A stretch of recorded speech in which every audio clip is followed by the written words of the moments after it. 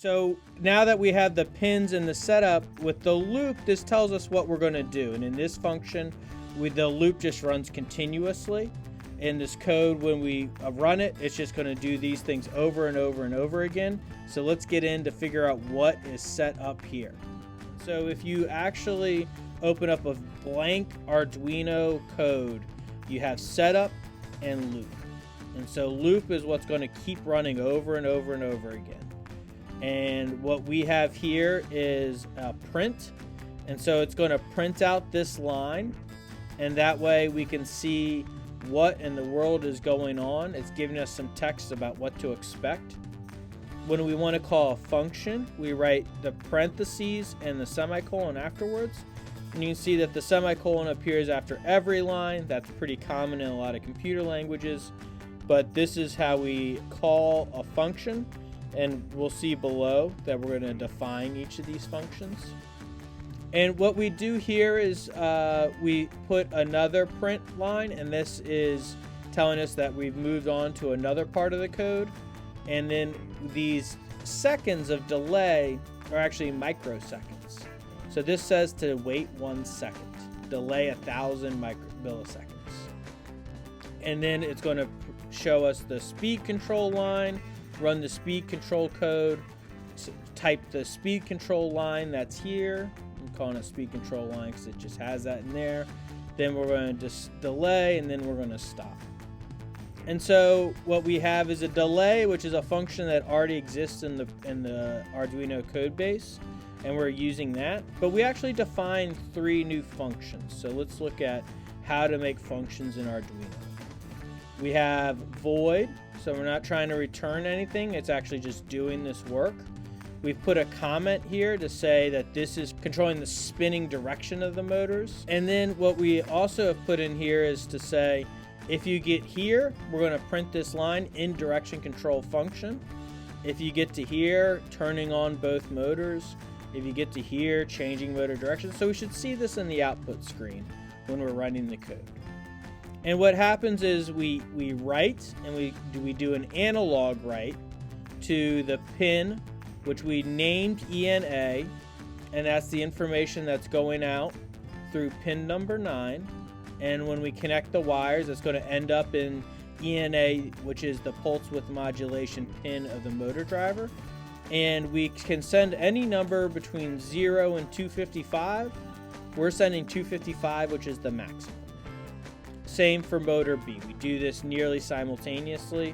We turn on motor A first, we turn on motor B second, but to our human eye, it's going to look at the same exact time because this code executes so fast. And then what we're going to do is so we send that the power should be full, and then we actually turn on the motor high out of N1 and high out of N3. So in a certain direction, we're going to go from here to here. We're going to go N1 and back into N2. We have no power there, so that becomes our ground wire. And after we do this work, we're going to delay for 2 seconds. And then after those 2 seconds, it's going to say we change the motor direction. And then it's going to switch and send out the power from N2 and N4. And so that electricity is going to go back out, but through the opposite flow. And so that will change, since we're using direct current motors, that'll change the direction of which the motor's spinning. And then we'll turn off the motors. We'll set everything to low and say that everything's off. The next function that we'll run is called speed control. And so we'll be able to write in a number if we want to.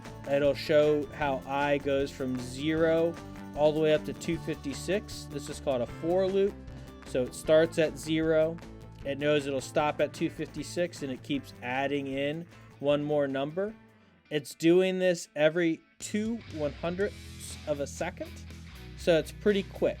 If you can do that math real quick, every second we're going to increase the power 50, and the scale is from 0 to 256. So it'll show 1/5 of an increase, then the next 1/5 of an increase, then the third 1/5 of an increase, up until 256.